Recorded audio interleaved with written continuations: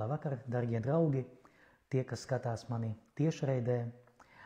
Labdien tiem, kas klausīsies vai skatīsies šo lekciju cita dienas laikā, ierakstā. Jau ir sācies lielais gavēnis, un šodien, runājot par kārtējo tēmu, es tā pēkšņi sapratu, ka šī tēma tieši ļoti labi iedarās šajā lielā gaveņa kontekstā. Jo mazāk, es ceru, mēs izklaidējamies, vairāk esam pievērsušies atkal ceru garīgajām praksēm, un tāpēc šodienas tēma man šķiet ir ļoti aktuāla un ceru būs noderīga arī kādam no jums. Šodien es vēlos parunāt par mistisko pieredzi un kontemplāciju. Bet pirms es sākšu, es gribētu pievērst mūsu uzmanību tam, ka tas ir viens no visgrūtākajiem tematiem, par kuriem tiek spriests un tiek runāts garīgas dzīves teoloģijas ietvaros.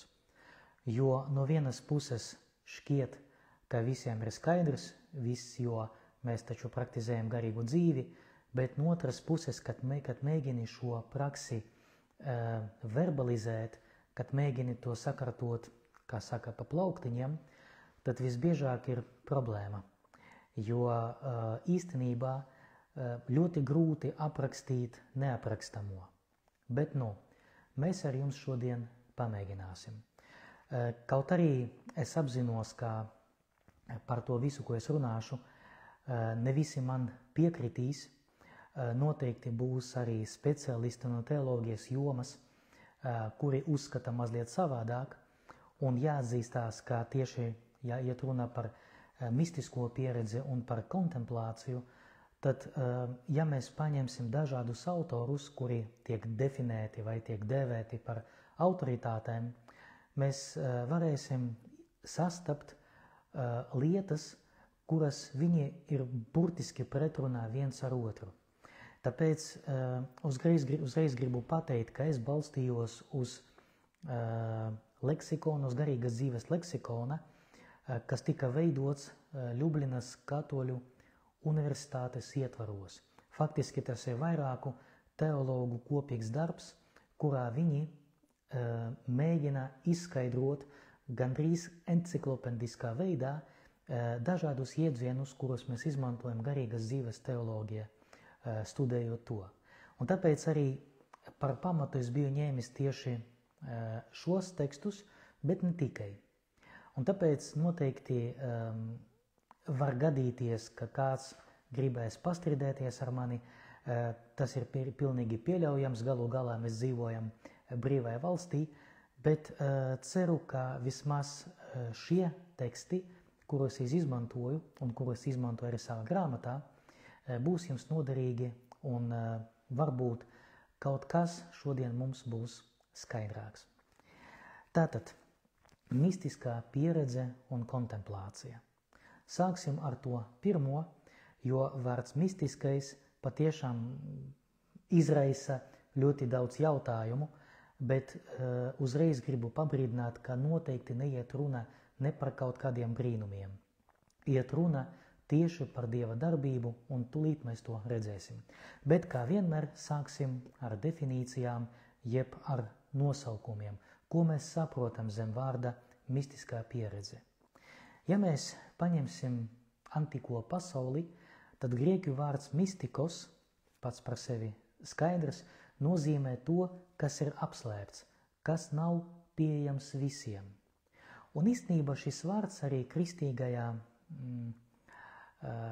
kontekstā var mūs mazliet mulsināt. Jo, kad mēs runājam kristietībā, izmantojam šo iedzienu, kaut kas ir mistisks, kaut kas ir īpašs, automatiski ieslēdzās šis domas veids, kas ļoti līdzīgs antikai pasaulē. Mums var likties, ka tas ir kaut kas apslēpts, ka tas ir kaut kādi noslēpumi, kas ir domāti tikai izvēlētiem, bet ne visiem. Bet uzreiz steidzos jūs pabrīdināt, ka noteikti tas tā nav. Kaut arī šis vārds mistikos, jeb apslēptais, tas, kas ir apslēpts, tiek izmantots, iet runa nevis par to, ka tas ir kaut kas pieejams tikai īpašiem, iet runa par tik dziļo personisko pieredzi, kas ir apslēpta citiem, kas ir tik subjektīva labā šī vārda nozīmē, ka to nav iespējams nodot citiem. Es došu jums vienu piemēru. Mēs visi labi zinām, kas tas ir sarkanā krāsa. Bet, ja gadījumā mums dzīvē gadīsies, mūsu pasaules vēsturē gadīsies satikties ar citplanētiešiem, iedomāsimies, ka viņi neuztver sarkano krāsu, ka viņiem tas redzes aparāts ir konstruēts mazliet savādāk. Viņi redz tikai oranžo, bet neredz sarkano. Un rodas jautājums, kā lai mēs paskaidrojam tam, kurš nekad dzīvē nav redzējis un nesaprot, kas ir sarkanā krāsa, kas ir ta sarkanā krāsa. Protams, mēs varam izmantot fizikas skaidrojumus, mēs varam izmantot fizioloģijas skaidrojumus, bet tomēr, lai saprast, kas ir sarkana krāsa, tā ir vienkārši jāredz. Līdzīgi ir ar mistisko pieredzi, tūlīt mēs parunāsim arī par definīcijām, bet, lai jums būtu skaidrs, līdzīgi ir ar mistisko pieredzi. Tas, ka tas ir mistisks, jeb apslēpts, nozīmē, ka tas ir pieejams tikai man. Tas ir tik subjektīvs, atkal atkārtošos, šī vārda pozitīva nozīmē. Tas ir tik personisks, varētu teikt intīms, ka to nav iespējams paskaidrot citiem. Un tagad pamēģināsim ieskatīties definīcijās, un mēs ņemsim par pamatu Svētā Bonaventūras klasisko definīciju. Mistika ir Dieva pazīšana caur personisko pieredzi, saka Bonaventūra. Dieva pazīšana caur personisko pieredzi. Tātad iet runa ne tikai par intelektuālām definīcijām, neiet runa par teoloģisku vai filozofisku refleksiju, kas ir Dievs, kāds ir Dievs. Neiet runa tikai par to, lai paņemt svētos rakstus, kaut arī svēti raksti, tas ir viena no fundamentālām lietām mistiskajai pieredzē, līdz mēs par to runāsim, bet neiet runa tikai par svēto rakstu lasīšanu. Iet runa par personīgo ticības pieredzi. Respektīvi, mēs varētu mazliet pārdefinēt un pateikt tā. Ja runa ir par mistisko pieredzi, tad runa iet par jautājumu, kā es piedzīvoju Dievu savā dzīvē. Vai mazliet savādāk, kā es savā ticībā sastopu Dievu savā dzīvē. Kas ir Dievs priekš manis? Kāds ir Dieva attēls mana izpratnē? Nevis pareizajās katehisma definīcijās, nevis pareizajās dogmatiskajās definīcijās, kuru nav īstenība ļoti daudz, bet kad ir mana personīga Dieva pieredze. Un atkal es pamēģināšu dot piemēru.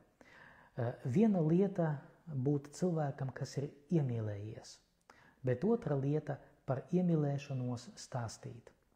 Mēs visi labi zinām, ka pastāv romāni, pastāv dzeja, pastāv dziesmas, kurās autori mēģina attēlot šo iemīlēšanās vai pat mīlestības pieredzi. Gribu atgādināt, ka mīlestība un iemīlēšanās tas ir divas dažādas lietas, kuras iet kopā, bet ideālā gadījumā mīlestība ir jāizaug no iemīlēšanās pieredzes, bet ne par to šodien runā. Bet katrā ziņā ir iemīlēšanās pieredze un ir stāsti par iemīlēšanos. Un es domāju, ka jūs man piekritīsiet, ka pastāv liela starpība starp stāstīt par iemīlēšanos vai par mīlestību, vai būt tam, kurš ir iemīlējies, vai būt par tādu, kurš mīl. Un tāpēc, ka iemīlēšanās, ka mīlestība, tā ir mistiska Dieva pieredze, Dieva klātbūtnes pieredze, mēs varētu pateikt, tas ir kaut kas tik personisks, ka mēs nevaram to vienkārši aprakstīt. Es uzdrošināšos apgalvot, ka katra cilvēka mistiskā pieredze, viņa ir tik personīga, viņa ir tik oriģināla, ka atkārtot to nav iespējams.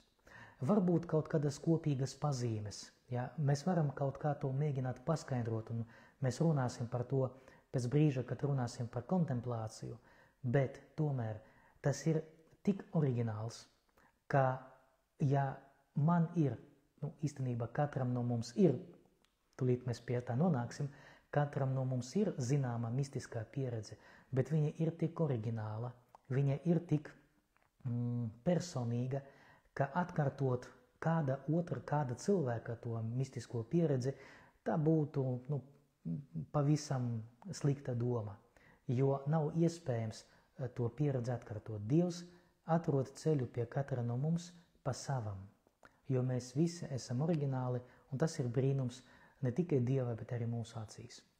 Tātad, ja mēs runājam par mistisko pieredzi, ļoti vienkāršojot, varētu pateikt tā, ka te ir Dieva klātbūtnes pieredze visdziļākajā savas eksistences slānī, jeb dvēseles dziļumos, visdziļākajos savas personības dziļumos, atvainojiet par tautoloģiju, bet savādāk laikam nav iespējams to noformulēt.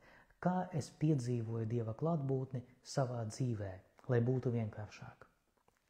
Un tagad es gribu jums parādīt šīs Dieva klātbūtnes piedzīvošanu, protams, ka viņa var būt ļoti dažādas sfērās, bet es gribu parādīt tikai 3 tādas pamata sfēras no visā to sfēru klāsta, kur mēs varam pārdzīvot Dieva klātbūtni. Un proti, pirmais ir svētie raksti. Svētie raksti ir Dieva vārds, kuru mēs sastopamies ar pašu Dievu. Par ko iet runa? Protams, ka mēs bieži vien dzirdam, ka lasot svētos rakstus, mēs sastopamies ar pašu Dievu. Nereiz esmu dzirdējis pat tādu salīdzinājumu, ka Dievs ir uzrakstījis mums savas vēstules, tur vairākas 10 grāmatu, un tieši šis grāmatas, tas ir Dieva mīlestības vēstules mums, un mēs tos lasam un tā tālāk. Tas ir ļoti skaistas metaforas. Neapšaubāmi tas ir pareizi, bet runa iet par kaut ko pilnīgi citu. Iet runa par to, ka mēs lasot svētos rakstus, lasot šo tekstu, starp citu, lai to labi saprast, tagad man nāk prātā viena doma. Vai jūs zinat, ka pastāv liela starpība starp jēdzienu Dieva vārds un jēdzienu svētie raksti? Brīžiem mēs izmantojam šos jēdzienus kā sinonīmus, bet tas nav līdz galam precīzi un īstenībā nav līdz galam godīgi. Jo Dieva vārds ir ietverts svētajos rakstos. Ko tas nozīmē? Tas nozīmē, ja mēs lasām svētos rakstus, mēs šajā tekstā redzam Dieva vārdu. Es došu jums tādu piemēru. Ja es paņemšu rokās grāmatu, kuras nosaukums mums nav zināms vai redzams, un man tagad nav pie rokas, stāv pārāk tālu, negribas skraidīt, es ņemšu roka grāmatu un pajautāšu jums, kas tas ir. Katrs atbildēs, tā ir grāmata. Protams, tā ir taisnība, tā ir grāmata, kas jālasa, kuru var analizēt, kura ir kaut kāds teksts. Bet, ja, piemēram, tad būs kāda konkrēta grāmata, piemēram, Ievads garīgas dzīves teoloģijā. Ja es paņemšu šo grāmatu un parādīšu jums, tad jūs pateiksiet, tā nav vienkārši grāmata. Tā ir Dmitrija grāmata, kuru viņš ir sagatavojis, kuru viņš ir uzrakstījis. Tas ir viņa lekciju apkopojums. Jeb tā nav tikai grāmata, tas ir Ievads garīgas dzīves teoloģijā, tas ir teksts, balstoties uz kura viņš pasniedz lekcijas, respektīvi otrādi. Viņš pasniedza lekcijas un tagad, balstoties uz savām lekcijām, viņš sagatavoja šo tekstu. Bet aiz šī teksta stāv kaut kādas domas, kaut kādas idejas, kaut kādas svarīgas lietas, kuras autors mēģināja nodot caur šo tekstu. Tāpēc vissvarīgākais, kad mēs lasām grāmatu, mēs lasām to nevis grāmatas dēļ, bet tāpēc, lai satikties ar paša autora domām, lai satikties ar to, ko autors vēlējās mums nodot caur šo tekstu. Un tāpēc, kad mēs runājam svētie raksti, mēs runājam par tekstu, bet kad mēs runājam par Dieva vārdu, mēs runājam par idejām, kas ir ietvertas šajā tekstā. Līdzīgi, kāpēc tas ir vajadzīgs? Tas ir vajadzīgs tādēļ, lai mēs saprastu, ko nozīmē tā pirmā sfēra, kad mēs satiekamies ar Dieva vārdu.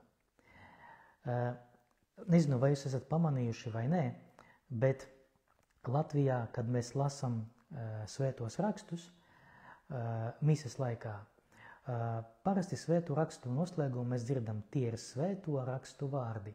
Un tā, lai neapvainojas tie, kas bija tulkojuši šo tekstu, bet tas nav pilnīgi nepareizi, tas ir pilnīgi nepareizi un neteologiski, jo latīņu oriģināls, jeb edicio tipika šī teksta, jeb liturgiskais oriģināls, no kura būtu jātolko, parasti svētos rakstus noslēdz ar citiem vārdiem. Verbum domini, ja iet runa par svētiem rakstiem, izņemot evangēliju, un verbum Christi, ja, jeb Kristus vārds. Ne. Tie, kas bija tulkojuši lekcionāri, jeb liturgiskos tekstus uz latviešu valodu, vienkārši ne līdz galam iedziļinājās šajā būtībā. Svētie raksti un Dieva vārds, tas nav viens un tas pats. Un tāpēc, kad baznīcā mēs dzirdam lasījumus mises laikā vai citas liturgijas laikā, mums jāapzinās, ka mēs dzirdam nevis svētos rakstus. Mēs sastopamies šajā brīdī ar Dieva vārdu. Mēs sastopamies ar tām domām, ar tām idejām, ko Dievs vēlējās nodot mums caur šiem rakstiem, caur šo tekstu vai ar šī teksta palīdzību. Un tāpēc nebūtu pareizi teikt, tie ir svēto rakstu vārdi, kaut arī joprojām latviešu valodā mēs izmantojam tieši šo jēdzienu. Pagaidām liturgiskas grāmatas ir apstiprinātas tieši tādā veidā, ka mēs redzam, viņas nav ideālas, pagaidām citu nav, bet pareizi būtu pateikt, tas ir Dieva vārds vai tas ir Kristus vārds, ja, kad mēs beidzam lasīt rakstus vai evangēliju. Protams, es pats, kad biju Latvijā, es lasīju tā, ka ir rakstīts liturgiskais grāmatās, jo šajā gadījumā viena lieta, kā ir teologiski pareizi, otra lieta, tas asketiskais vingrinājums, lai būtu paklausīgam baznīcai arī šajā netik burtiskajā lietā. Bet tagad, kopš tā brīža, kad es jums pateicu, lielāka atbildība ir arī uz jums, lai jūs apzinātos, ka mises laikā vai liturgijas laikā mēs klausāmies Dieva vārdu, nevis lasam svētos rakstus. Nepavelti to lasa lektors un nepavelti viņš to lasa skaļi. Jo varētu taču paņemt, visiem izdalīt tekstus, visiem iedot mieram tuvu grāmatiņu, un tad priesteris varētu pateikt, tagad apsēdīsimies, un katrs pie sevis normāli, kā gribēs savā tempā, nolasīs šos rakstus. Dosim visiem 15 minūtes. Nē, mēs lasam Dieva vārdu visi kopā, jo mēs sastopamies ar dzīvo vārdu, mēs sastopamies ar domām, ar idejām, kas ir ietverti šajā tekstā. Kāpēc tas ir svarīgi? Jo mistiskā pieredze, tā ir tieši tikšanās ar dievišķām idejām. Tā ir tikšanās ar Dievu, nevis ar tekstu. Un tāpēc viena no sfērām, kurā notiek šī mistiskā pieredze, tas ir sastapšanās ar Dieva vārdu svētajos rakstos. Šajā gadījumā ir svarīgi uzdot sev šo jautājumu. Ja Dievs vēlās mani uzrunāt, ko es atklāju priekš sevis šajos svētajos rakstos? Ko es atklāju priekš sevis šajā tekstā, ko Dievs man ir atstājis, ko Dievs vēlējies, lai tas tiktu saglabāts baznīcas vēsturē tieši tāda veidā, bet ne citā. Jo runa iet par to, lai atklātu svēto rakstu garīgo nozīmi. Es došu jums vienu piemēru, atkal kārtēju piemēru. Ja mēs lasam tekstu par to, kā izvēlēta tauta ir iegājusi Jerikā. Ja mēs mēģināsim uztvert tekstu burtiski, jeb runājot mūsdienu valodā, pateiksim tā fundamentalistiski, tad mums var likties tā, ka tas ir kaut kādu notikumu apraksts, jo izvēlēta tautā šķērsoja Jordānu, tur 7 dienas gāja apkārt Jerikas pilsētai, tur spēlēja trubas, dziedāja dziesmas, un pēdējā dienā viņi apgāja 7 reizes, neatceros, kā tur īstenībā ir bijis, un tad visiem vajadzēja kliegt skaļā balsī un mūri sabruka, vai ne?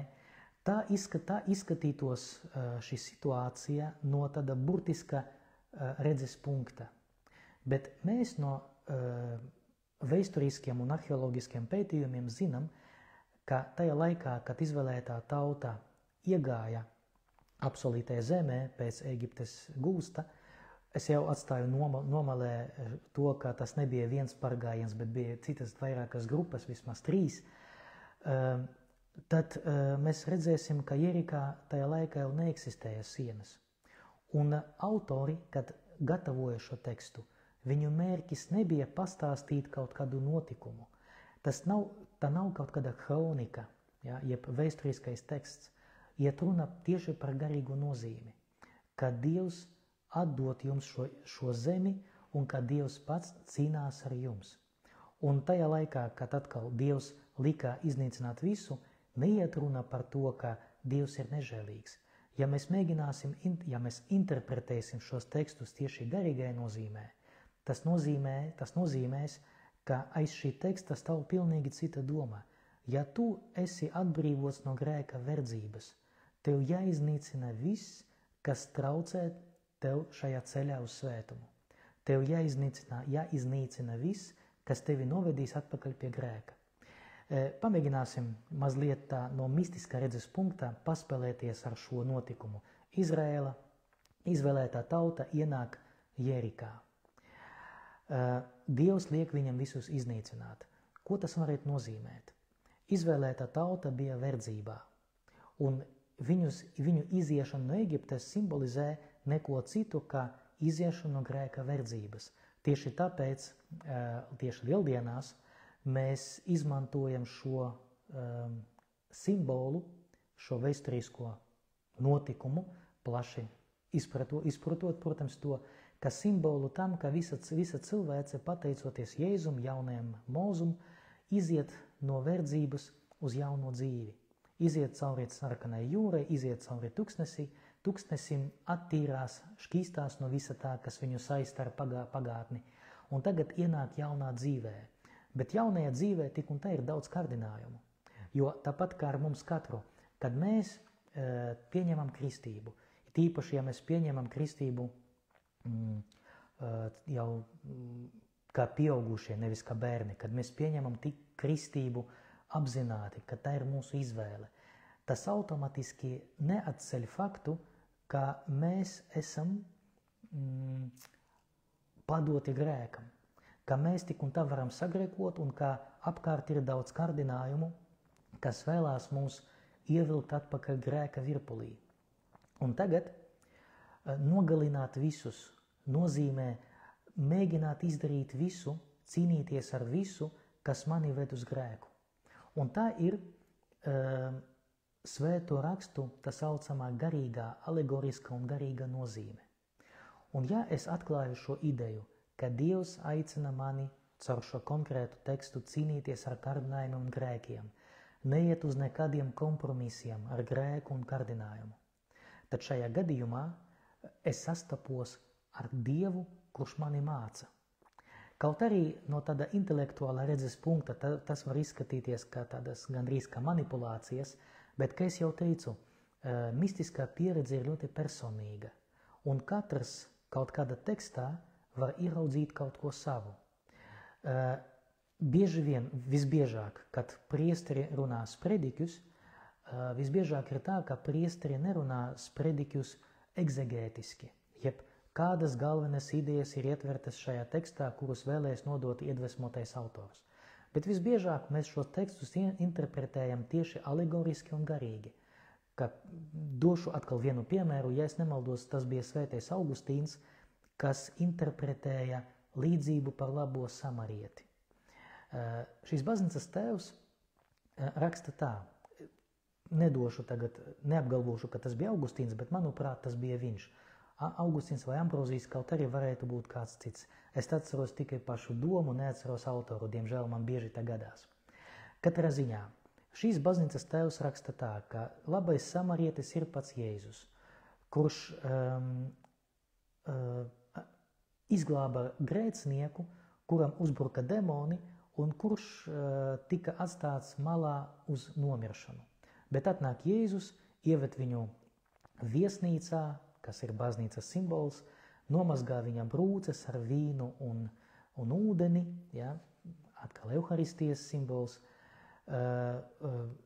sasmerē viņu ar eļļām, kas atkal ir iestiprināšanas sakramenta simbols, kurš atstāja viesnīcas saimniekam 2 denārijus un saka, ja tu gadījumā izterēsi kaut ko vairāk, es tev atdošu, kad atgriezīšos. Un tas ir simbolizē Jēzus otrreizēju atnākšanu, bet viesnīca simbolizē baznīcu. Savukārt viesnīcas saimnieks ir garīdznieks. Garīdznieks, bīskapu un priesteru simbols un pāvesta, ja, runājot no mūsdienu perspektīvas. Un tagad mēs redzam, ka šīs baznīcas tēvs interpretē tekstu garīgi, bet viņš to interpretē priekš sevis, jo viņš pats ir bīskaps, un viņš jūt, ka viņš ir atbildīgs par tiem nabagiem grēciniekiem, ko Dievs viņus liek uz viņa ceļa, ja, kurus Dievs viņam ir uzticējis. Un tagad viņš ir aicināts, lai par viņiem parūpēties, lai pēc tam, kad saimnieks, kad samarietis jeb Kristus atnāks, lai viņš atdotu viņam šim viesnīcas saimniekam, atdotu viņam tas, kas pienākas, lai atdotu viņam pelnītu algu, varētu teikt. Redziet, šeit mēs redzam ar tiem 2 piemēriem, ar Jēriku un ar labo samarieti, mēs redzam garīgu interpretāciju. Bet katrs no interpretatoriem, viņš interpretē to priekš sevis. Ko tas nozīmē? Tas nozīmē, ka mana garīga interpretācija nevienmēr derēs visiem. Mana interpretācija ir priekš manis. Kā es jau teicu, mistiskā pieredze tā ir subjektīva Dieva klātbūtnes pieredze, bet tieši mani viņa var uzmundrināt, viņa var mani iedvesmot, viņa var man dot kaut kādu gaismu. Un lasot svētos rakstus, ja mēs gribam gūt to mistisko Dieva klātbūtnes pieredzi, neiet runa par to, ka mēs iekritīsim ekstāzē, par kontemplāciju runāsim pēc brīža. Iet runa par to, lai uzdot jautājumu, kungs, ko tu vēlies pateikt man caur šo tekstu? Kādas ir tavas idejas, kādas ir tavas domas par mani, kurus tu vēlētos man parādīt caur šo svēto rakstu tekstu, kuram es pieskaros, kuru es lasu? Un tieši šeit mēs redzam to pirmo mistiskās pieredzes sfēru – tikšanās ar Dieva vārdu svētajos rakstos. Kā redziet, šķiet, ka tas ir pavisam banāli, lasi Bībeli, bet no otras puses, ja mēs zinām, kā lasīt, ja mēs zinām, kur skatīties, tad šajā brīdī mēs gūstam to, ko mēs saucam mistiskā pieredze, jeb kā to teica svētais Bonaventūra, mistika ir Dieva pazīšana caur personisko pieredzi. Tiekoties ar Dieva vārdu svētajos rakstos personīgi, mēs neko citu nedaram, ka gūstam to, ko mēs saucam par mistisko pieredzi. Vai šeit redzami kaut kādi brīnumi? Nē. Vai šeit notiek kaut kas pardabiskais? Jā, jo Dievs ienāk manā dzīvē ar savu žēlastību. Jo gribu tikai pabrīdināt, ka katra mistiskā pieredze ir Dieva dāvana. To nav iespējams izstrādāt ar kaut kādiem vingrinājumiem, pat visgarīgākajiem. Ja? Katrā ziņā, pirmais, kur mēs sastopamies ar Dievu un gūstam personiska Dieva klātbūtnes pieredzi, tie ir svētie raksti. Iesim tālāk. Liturgijas sakramenti. Es varētu pielikt šeit arī lūgšanu īstenībā. Tā ir otra sfēra, kur mēs sastopamies ar Dievu. Par ko iet runa? Līdzīgi kā ar svētiem rakstiem, ja mēs runājam par liturgiju, ja mēs runājam īpaši par Euharistiju, bet ne tikai par visiem sakramentiem, atcerieties, mēs ar jums bijām runājuši par garīgas dzīves sakramentālo dimensiju. Kā sakraments tas ir, es ļoti vienkāršošu, bet sakraments ir Dieva neredzamas žēlastības redzama zīme, jeb zīme, caur kuru Dievs iznāk man pretī. Zīme, pateicoties kurai es satikos un sastapos ar pašu Dievu. Un tāpēc, kad mēs ņemam dalību liturgijā, kad mēs ņemam dalību citu sakramentu svinēšanā, kad mēs lūdzamies stundu liturgiju, kas ir liturgiskā lūkšana, šeit neiet runa tikai par to, lai notiktu kaut kāda darbība. Iet runa par to, ka caur šām redzamām zīmēm klāt ir pats neredzamais Dievs. Es došu jums vienu ļoti, es ceru, ļoti iedvesmojošu piemēru, kuram kādreiz man pievērsa man uzmanību jau mūžībā esošais priesteris Mihails Sivickis, Daugavpils dekāns. Mēs ar viņu tā draudzējamies, mazliet draudzējamies, neteikšu, ka mēs bijām lieli draugi, bet tomēr Mihails paliek priekš manis, es silti viņu atceros, pateikšu tā. Un kādreiz vienā braucienā, kad mēs braucam kopā, viņš pievērsa man uzmanību interesantai lietai. Mēs runājam par liturgiju, un viņš pateica tā, paskaties, kad notiek upurdāvanu sagatavošanā, vispār, kad notiek apkupināšanas, tādā svinīgākajā svētajā misē, kur notiek apkupināšana, paskaties, kas tiek apkupināts. Tiek apkupināts altāris, tiek apkupinātas dāvanas, jeb tas, kas kļūst par Euharistiju, tiek apkupināta pati Euharistija, kad pēc Euharistijas nodibināšanas vārdiem priesteris vai celebrants rāda hostiju un bikeri, tiek apkupināts Dieva vārds, jeb svēto rakstu grāmata, evangeliārijas, tiek apkupināts celebrants, jeb tas, kurš celebrē misi, un tiek apkupināta Dieva tauta. Kāpēc tieši tas ir apkupināts? Jo tas ir simbols tam, jo apkupināšana pienākas tikai Dievam, vai ne? Jo mēs nevaram apkupināt visu, ko logus, sienas un tā tālāk. Iet runa par to, ka apkupināšana tas ir cieņas un padevības un pielūgsmes izpausme attiecībā uz Dievu. Un Dievu mēs atrodam upurdāvanās, Dievu mēs atrodam Dieva vārdā, Dievu mēs atrodam celebrantā, kurš ir alter Kristus, prezentē Kristu. Un Dievs ir klātesošs arī Dieva tautā. Faktiski Dievs ir klātesošs mums, jo Dieva tautas apkupināšana, tas nav tāds pieklājības žests attiecībā uz tiem, kas ir atnākuši. Jeb, kad diakons vai kalpotais apkūpina Dieva tautu, viņš apkūpina to ar nodomu, ka šeit ir klātesošs Kristus.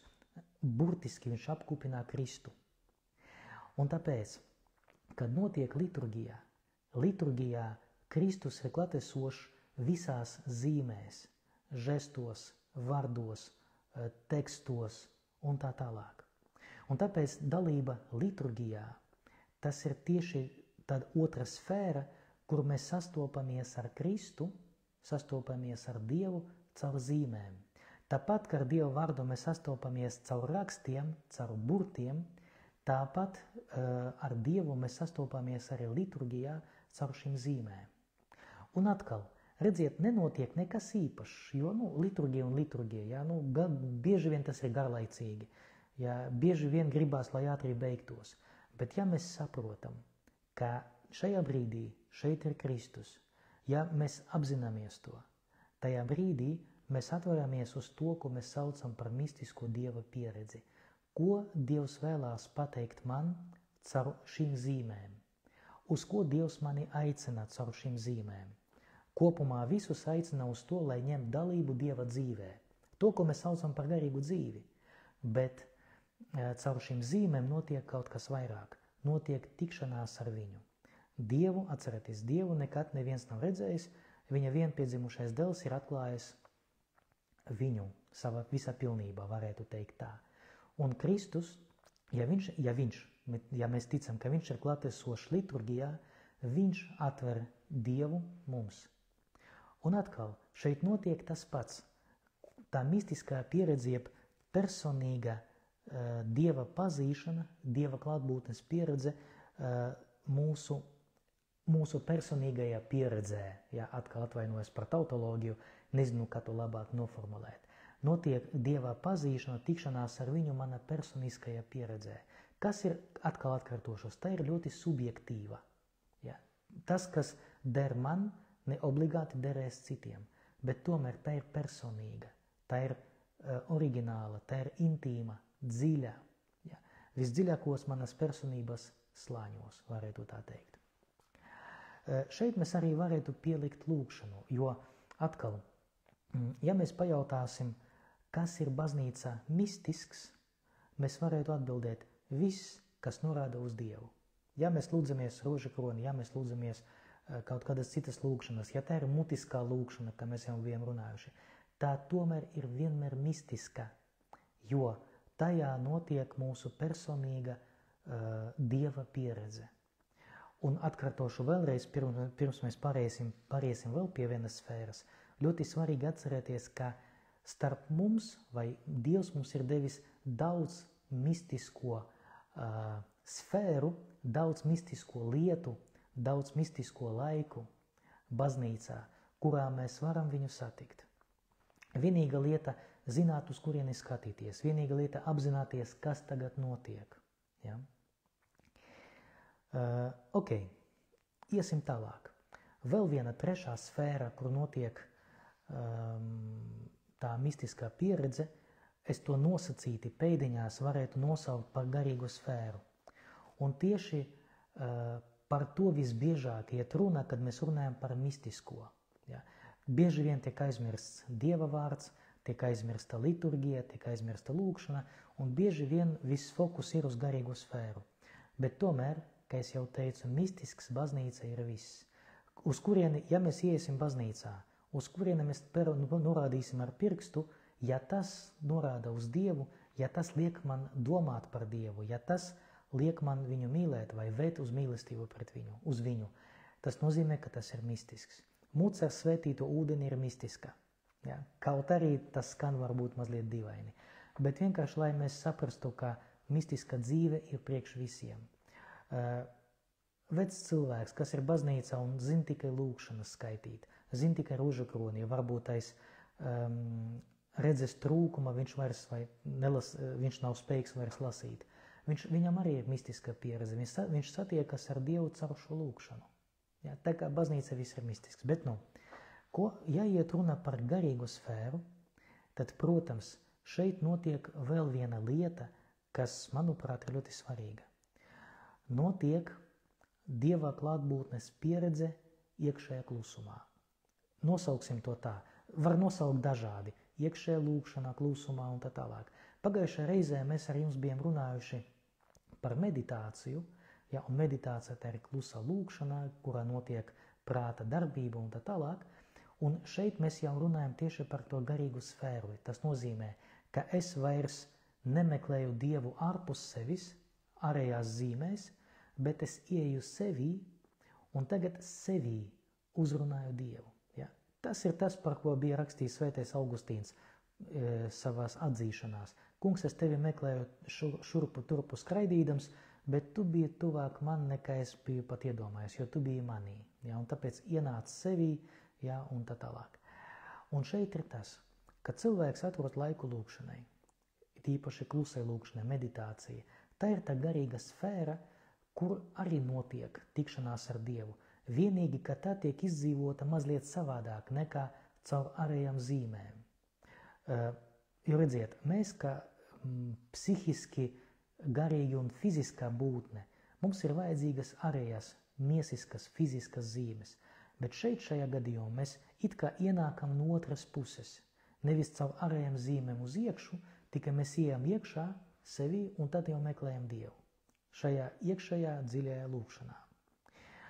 Par meditāciju mēs ar jums bijām jau runājuši, tāpēc es neatkārtošos, bet es vēlos tagad pievērst uzmanību, pirms mēs pāriesim pie kontemplācijas, kā pie tās mistiskas pieredzes garīgajā sfērā, par kuru iet runa. Es vēlos tikai pievērst uzmanību vienam svarīgam momentam. Katrā mistiskajā pieredzē centrā ir Kristus. Tas skan banāli.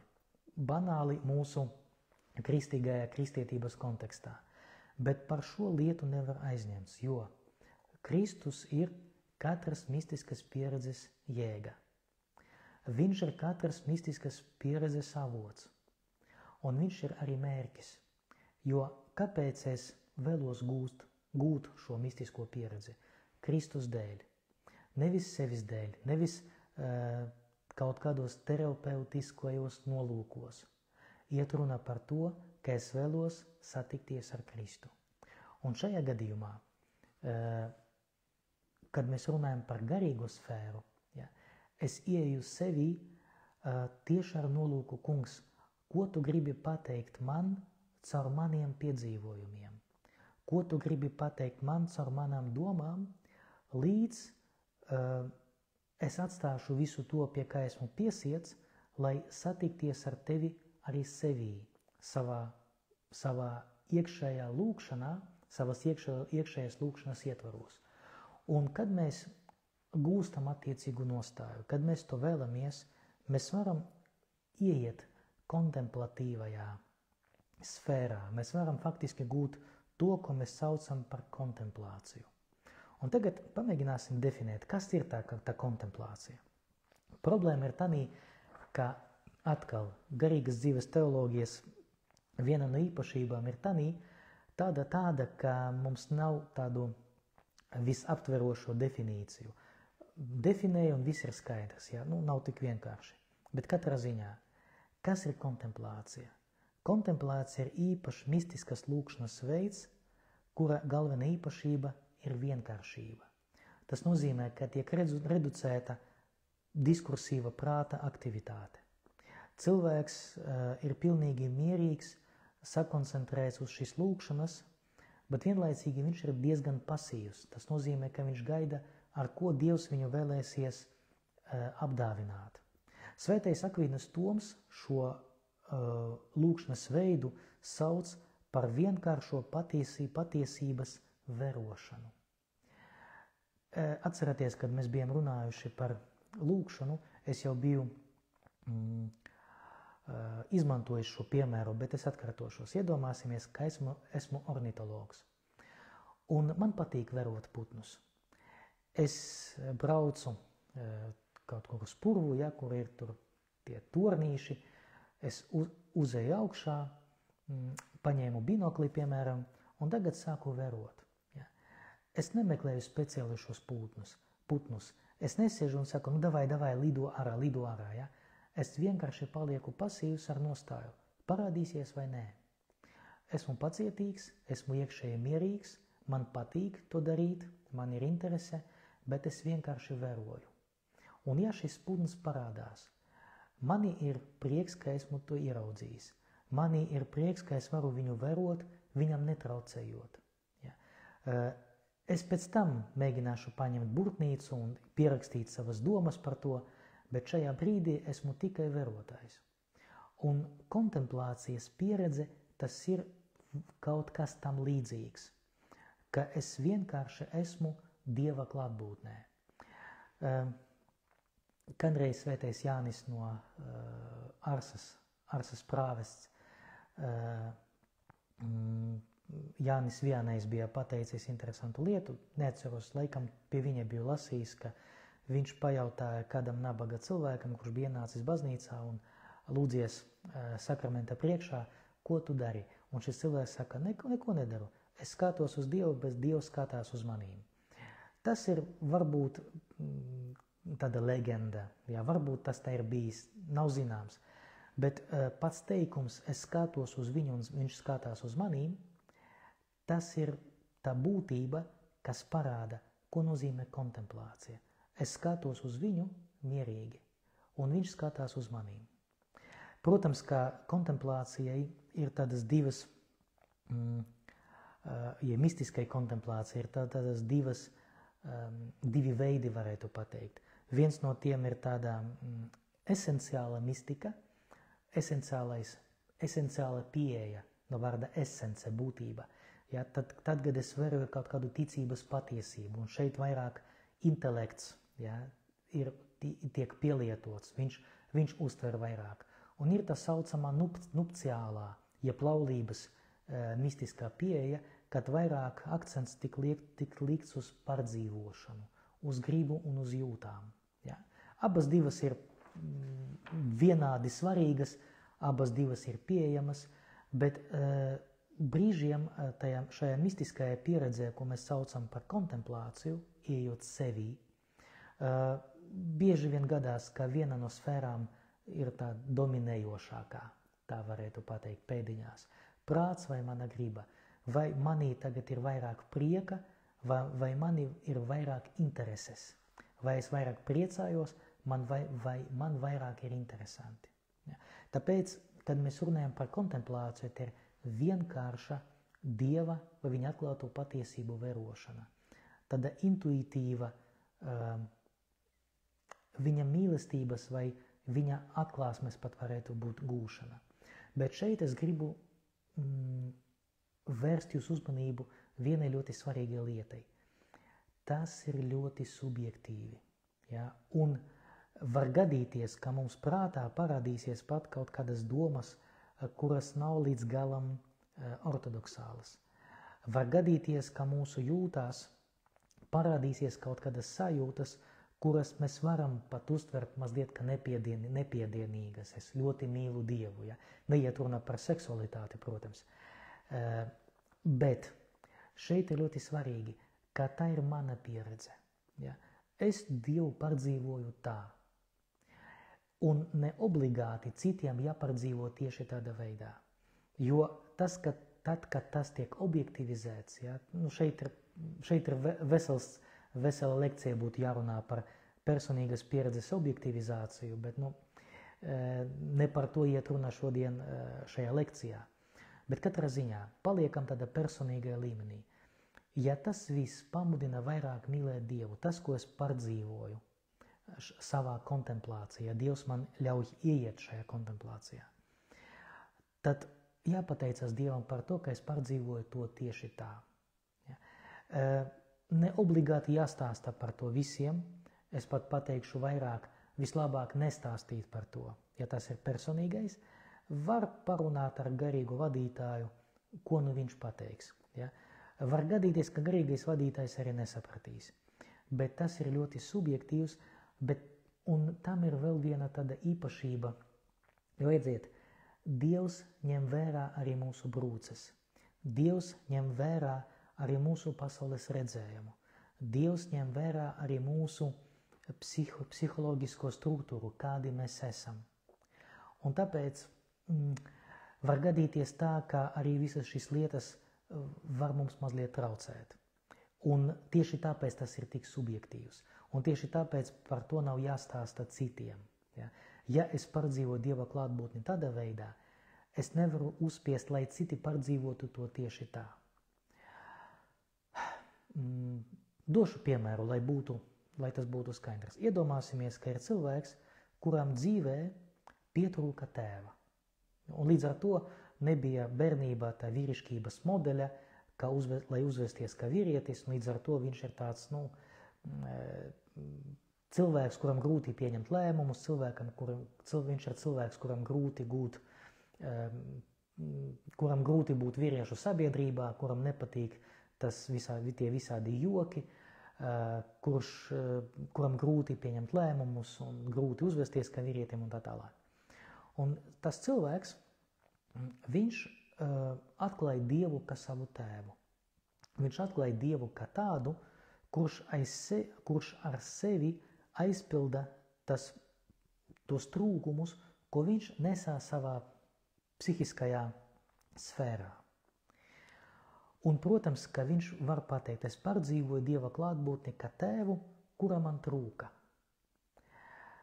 Bet tas nenozīmē, ka tagad viņš var uzspiest, ka jums arī ir jāpārdzīvo Dieva klātbūtne kā tēvu, kurš aizpilda tas brūces, kas jums ir jūsu dzīvē. Jo var gadīties, ka cilvēks auga arī normālajā ģimenē, ka viņam bija šis vīrišķības modelis, un viņš šo savu problēmu ir pārstrādājis arī psiholoģiskā veidā. Līdz ar to viņš pārdzīvo Dievu savādāk. Tieši tāpēc es runāju par to subjektivitāti pozitīvajā nozīmē, ka Dievs pielāgojas mums, tāpat kā pielāgojas pazli, ja, viens otram. Tas, kas pielāgojas vienam, ja, vienai vietai, Viņu nevar ielikt cita vietā, jo viņš tur nederēs. Pazls būs vai būs šķīps, vai arī attēls nebūs attiecīgs. Tāpat arī ar mūsu Dieva klātbūtnes pieredzi. Tā subjektivitāte, viņa ir pozitīva, jo tas ir priekš manis, bet no otras puses to nevar uzspiest citiem. Diemžēl man arī kā garīgajiem vadītājiem nācās faktiski korrigēt arī kādus, atkal es negribu atklāt vārdus, negribu atklāt arī situācijas, jo kāds vēl varētu uzminēt, bet gadījās, ka kādam priesterim bija sava garīga pieredze, pat varētu teikt mistiskā, varbūt pat kontemplatīvā. Bet viņš šo pieredzi personīgo, viņš nav viņu objektivizējis, tādā ziņā, ka nav attīrījis no visa subjektīva, lai nodot tikai pašu būtību. Bet viņš vēlējās, lai citiem ir tāda pati pieredze, ka viņam. Ja viņam notika, pieņemsim, iekšēja dziedināšana, kaut kādas sfēras iekšēja dziedināšana, tad viņš to uzspieda citiem. Redziet, šeit ir tas pats mehānisms, kas darbojas burtiski psiholoģiski. Ja man ir kaut kāds trūkums, es to pašu trūkumu pamanu citos. Vai es kādreiz biju pamanījis, kad biju nopircis savu pirmo mašīnu, un tad pēkšņi sāku pamanīt, ka ļoti daudziem cilvēkiem uz ceļa ir tādas pašas mašīnas. Kaut arī pirms tam es pat nemaz nebiju domājis, ka tieši tik daudz mašīnu, tādas markas un tāda modeļa braukā pa Latvijas ceļiem. Tā kā, ja kaut kas man ir ļoti tūs, es sāku pamanīt to citos. Bet ne obligāti citi to mašīnu pirka tādu pašu motīvu dēļ, kādu motīvu dēļ es biju nopircis to mašīnu. Tāpēc šeit ļoti svarīgi, lai neuzspiestu šo savu pieredzi. Viņa ir mana, viņa ir subjektīva. Atcerēsimies, mistika ir Dieva klātbūtnes mana subjektīva pieredze. Tā ir domāta man, tā nav domāta citiem. Un kontemplācija, tā ir Dieva klātbūtnes pieredze, kad es ieju klusajā lūkšanā. Tā ļoti vienkāršojot mēs varētu pateikt. Bet tagad es gribētu parunāt vēl par kontemplāciju no tāda teoloģiska redzes punkta, lai parādītu jums vienu tādu klasifikāciju. Kontemplācijas veidus var klasificēt pa dažādām, tiešām dažādi. Bet es gribu parādīt tādus 3, varētu teikt, kontemplācijas posmus, caur kuriem neiziet visi. Un man jāpasaka godīgi, ka es arī neesmu izgājis cauri visiem. Kaut arī man ir kontemplatīva pieredze, ja mēs varētu to tā nosaukt. Un mistiska pieredze man noteikti ir, jo katru dienu es celebrēju svēto misiju. Katru dienu mēģinu lasīt svētos rakstus. Bet ne par to runā. Pirmā tāda kontemplācijas pakāpe ir tā saucamā iegūta kontemplācija. Jo cilvēks to iegūst, varētu pateikt ar pašu spēkiem, bet ar savu piepūli. Cilvēks piepūlās, lai to iegūtu. Ko tas nozīmē? Viņš veltīja tam laiku, viņš lūdzās šajā nodomā, viņš iet lūkšanā, viņš praktizē meditāciju. Un var gadīties, ka Dievs ļaus viņam ieiet tajā iegūtajā kontemplācijā. Jeb kontemplācijas pieredze, kuras pamatā ir cilvēka piepūle. Tas ir pirmais pakāpiens, bez kura nenotiek nekas tālāk. Kaut arī Dievs var dot mistisku, protams, Dievs var mistisko pieredzi un dziļo kontemplatīvo, varētu teikt, iedvesto kontemplāciju, tūlīt mēs par to runāsim, pat nesagatavotam cilvēkam, bet normālā kārtībā cilvēks pats ieiet šajā kontemplācijā, pieliekot piepūli. Tas nenozīmē, ka Dievs nedod žēlastību, Dievs dod, bet šeit ir cilvēka piepūle ir svarīga. Un cilvēks vienkārši tādā intuitīvā skatījumā gūst Dieva pieredzi. Skatās, tas, par kur bija runājis Jānis Vienējs, es skatos uz Dievu, viņš skatās uz manī. Ļoti grūti to raksturot pat šajā līmenī, bet mums ir nākošais līmenis. Un nākošais līmenis ir tā saucamā tumšā vai mistiskā kontemplācija. Ko tas nozīmē? Runa iet par to, ka Dievs atrauj cilvēku no dabiskās gaismas. Ja iepriekšējā pakāpē mums palīdz ieiet kontemplācijas dziļumos ārējā pasaulē, piemēram, es meditēju par kaut kādu svētu rakstu tekstu, notiek šī teksta interiorizācija, tāda piesavināšana, un tagad caur to es gūstu lielu prieku par to, ka es esmu ar Dievu, Dievs ir ar manīm, bet tumšajā kontemplācijā tas ir nākošais solis, ka Dievs atrauj mani no visām koncepcijām, no visām jūtām. Kāpēc tas ir svarīgi? Jo Dievs ir pāri mūsu konceptiem. Dievs ir pāri visām mūsu jūtām. Mēs neesam spējīgi ietvert visu Dievu sevī. Jo mēs esam galīgi, Dievs ir bezgalīgs. Mums ir robežas, Dievam robežu nav. Un, protams, ka Dievs ir iemiesojies un tam, kuram nav robežu, ir ielicis sevī cilvēkā, kuram ir robežas, ja, ir iemiesojies. Ja. Pareizāk būtu nevis iemiesojies, bet iecilvēcējies, bet nav tāda latviešu vārda, un teologiski mēs to neizmantojam, bet ir iemiesojies. Ja. Bet šajā gadījumā Dievs izrauj mūs no mūsu konceptiem. Mums ir tik sāpīgi, ka mēs nevaram viņu saprast. Es došu ļoti skaistu piemēru, kas man palīdz saprast, ko tas nozīmē. Iedomāsimies, ka cilvēks ieguva smadzeņu traumu. Un traumēta tika šī smadzeņu daļa, kas ir atbildīga par runāšanu. Un tagad kas notiek ar cilvēku? Viņš apzinās, ka runāt ir labums. Viņš atcerās, ka viņš bija spējīgs runāt. Un tagad pēkšņi šīs traumas dēļ viņš kļūst mems. Viņam viss aparāts darbojas, kā vajag. Viņam ir mēle, viņam ir vispārējais, bet šī smadzeņu daļa vienkārši nedarbojas traumas dēļ. Protams, tagad izdomāju situāciju. Es nezinu, vai tādas traumas pastāv vai nē. Var gadīties, ka jā, jo cilvēciskas smadzenes mums ir ļoti, ļoti maz izpētītas un ļoti grūti tos izpētīt. Bet katrā ziņā iedomāsimies, ka cilvēks saprot, ka vajag runāt, bet viņš vienkārši nespēj. Viņam nesanāk. Un iedomājieties, kādas ir tas sāpes, ka tu gribi kaut ko pateikt, bet nevari. Ja.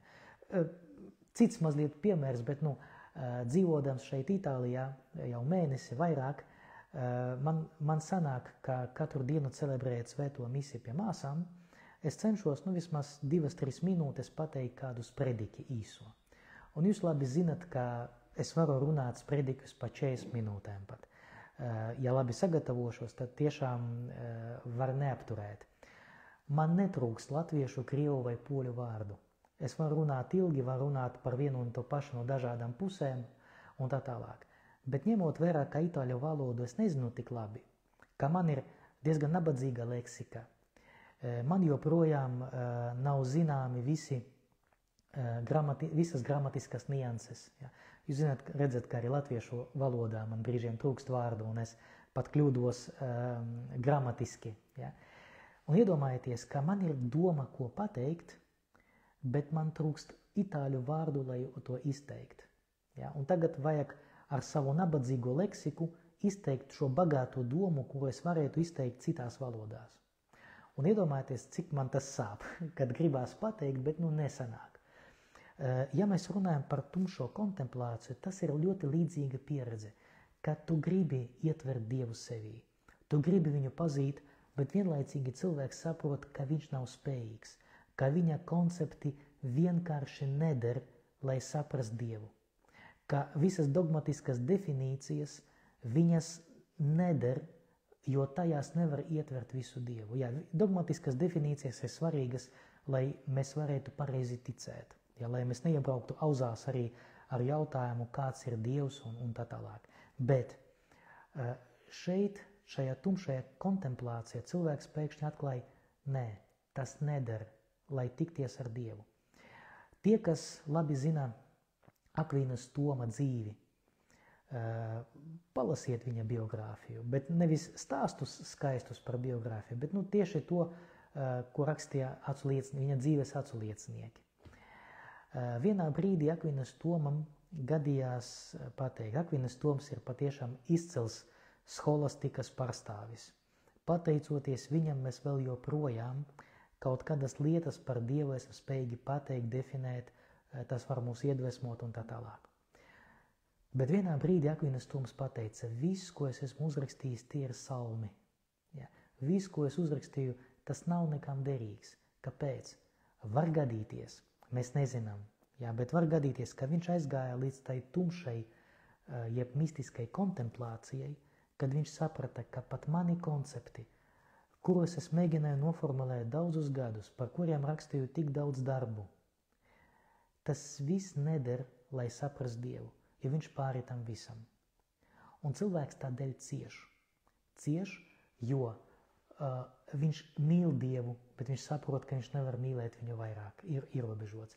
Viņš vēlās pazīt, bet nevar, jo ir ierobežots, bet Dievs nav ierobežots. Jā, Dievs ir bezgalīgs. Tā kā šī tumšā meditācija, šī tumšā kontemplācija, šī tumšā mistiskā kontemplācija, tas ir tā pieredze, ka cilvēks pēkšņi atklāja, nē, koncepti neder. Un šeit es gribu pateikt ļoti svarīgu lietu. Šeit neiet runa par to, lai noraidītu teoloģiju. Ja? Pastāv tāds teiciens, es ceru, ka jūs man atvainosiet par tādu teicienu, bet man viņš ļoti patīk, ka viens cilvēks saka, esmu degradējis. Ja? Bet tu nevari pateikt degradējis, ja tu esi muļķis no pašiem sākumiem. Lai degradētu, tev sākuma jābūt cilvēkam, kurš ir sasniedzis kaut kādas virsotnes. Ir tāds mems internetā. Un šeit gadās ļoti līdzīgi. Ļoti bieži gadās, ka cilvēki, kuri netiek galā ar teoloģiju, vismaz garīgajos semināros, bieži vien mēs ar to sastopamies, students vienkārši nespēja apgūt materiālu. Un bieži vien gadās, ka students meklē tādu attaisnojumu, ka svētais Jānis Marija vienais, ka viņš tur slikti studē, bet tik un tā kļuva par svēto. Un viņi saka tā, es tik un tā kļūšu par svēto, tā teoloģija man nav vajadzīga. Ja. Tas ir pilnīgi strupceļš. Ja. Pa šo ceļu nevar iet, jo tev sākumā ir jāsaprot koncepti, lai nobriest līdz tam, lai saprastu, ka koncepti tas vēl nav viss. Ja cilvēks atmet teoloģiskos konceptus pašā sākumā, tas nozīmē, ka viņš nav nobriedis vēl līdz tam, lai gūtu tumšo kontemplāciju. Jo, ja tu nesaproti, ka šie koncepti ir svarīgi, ja, tu mēģini no viņiem atteikties, viņus nezinot, tad par kādu tumšo kontemplāciju var būt runa. Te ir tikai un vienīgi tāds psiholoģiskais sevis aizsargāšanas mehānisms, es netieku galā intelektuāli, līdz ar to es būšu mistiķis bez intelekta. Ja? Tas ir galīgi garām. Ja? Lai izaugt no teoloģiskiem konceptiem, ir sākumā jāizaug šo konceptu ietvaros. Viņi pareizi ir jāuztver, jāizpētī, jāsaprot. Un tikai pēc tam cilvēks var nobriest līdz tam pateikt, jā, tas ir svarīgi, bet tas nav pietiekami. Ja, ja cilvēks pateikt, ka tas nav svarīgi, pavisam atmetīsim, ja? Tad nē. Bieži vien pat tiek izmantoti svēto rakstu vārdi, ka muļķība, ka cilvēka gudrība ir muļķība pie Dieva, vai ne? Un tāpēc es izvēlēšos Dieva muļķību nekā cilvēka gudrību. Ja? Bet Dieva muļķība ir pāri cilvēka gudrībai, nevis aizstāj cilvēka gudrību. Ja? Līdz Dieva muļķībai, ja mēs izmantosim šos iedzienus, ir jānobriest caur cilvēka gudrību, nevis jāizvairās no cilvēka gudrības. Ja? Tā kā šī tumšā mistiskā kontemplācija nozīmē, ka cilvēks dziļi sevi iekšēji dziļi sevi atklāja, ka Dieva klātbūtne ir kaut kas parāks nekā teoloģiskie koncepti. Bet koncepti ir svarīgi. Un pēdējais, trešais, mums jātuvojas jau noslēgumam, trešais tāds kontemplācijas līmenis, tas ir tas, ko mēs saucam, vismaz latviešu valodā, es to tā iztulkoju uz latviešu valodu, tas ir tā saucamā iedvestā kontemplācija. Jeb tas, ko Dievs iedvesa manī. Un šeit man vienkārši jāapklūst, jo man šīs kontemplācijas pieredzes nekad nav bijis un nezinu, vai būs, jo tā ir Dieva dāvana. Bet tas ir kaut kas tāds, ka cilvēks tik dziļi pārdzīvo Dieva klātbūtni, ka viņš faktiski varētu pateikt, viņš aiziet līdz ekstāzei. Ja? Ka viņš tā mīl Dievu, viņš ir tā pārpildīts ar Dievu. Un šeit to es zinu tikai teoretiski, protams, no grāmatām. Viņš tā pārpildīts ar Dievu, ka mainās viņa pasaules uztvere. Ja? Ka viņš atklāja, ka Dievs ir viss un pasaulē tas ir tikai līdzeklis un nekas vairāk. Viņš gūsta to iekšējo dziļo pārliecību, ka ir lietas, kuras neviena lieta nav tik svarīga šajā pasaulē, kā tikai Dievs. Ja? Un tas ir brīnums un tas ir pilnīgi tāds, varētu teikt, mistiskais kaut kas, tāda dziļi mistiskā pieredze, ka cilvēks atklāja, ka Dievs ir viss. Tas, atkal par ko raksta svētais Ignāts. Mans Dievs ir mans viss. Mans Dievs un mans viss. Dievs ir mans viss. Nekas cits. Ja? Un šeit man jāsaka, ka es nevaru to vienkārši aprakstīt, jo es nezinu, kas tas ir. Ja? Varbūt kāds no jums bet šeit skaidri jāpasaka vēl viena lieta. Ja gadījumā ir kaut kāds mistikis, tas būs noteikti cilvēks, par kuru tu vismazāk domāsi, ka tas ir mistikis. Ja? Jo patiesais mistikis, kā mēs jau bijām runājuši iepriekš, viņš nemeklē kaut kādu noslēpumainību. Ja? Gluži otrādi. Tas ir cilvēks, kurā ir tuvāk mīlestība, kurš ir ļoti baznīcisks, jeb ekleziāls. Tas ir cilvēks, kurš vēlās ienest Dievu visā un pats dzīvo no Dieva un pats dzīvo ar Dievu. Tā kā katrā ziņā šī iedvestā kontemplācija, tā ir Dieva dāvana, un Dievs to dod tiem, kuriem pašiem uzskata par vajadzīgo to iedot. Mēs esam tiesīgi, mums ir jālūdz, lai Dievs mūs aizved līdz kontemplācijas dziļumiem, līdz tam pašam visdziļākam līmenim, līdz iedvestai kontemplācijai. Bet ja mēs sasniegsim arī iegūto, ja tas, kas notiek pateicoties sadarbībai, mūsu piepūles sadarbībai ar Dievu, tad ar to arī būs pilnīgi pietiekami.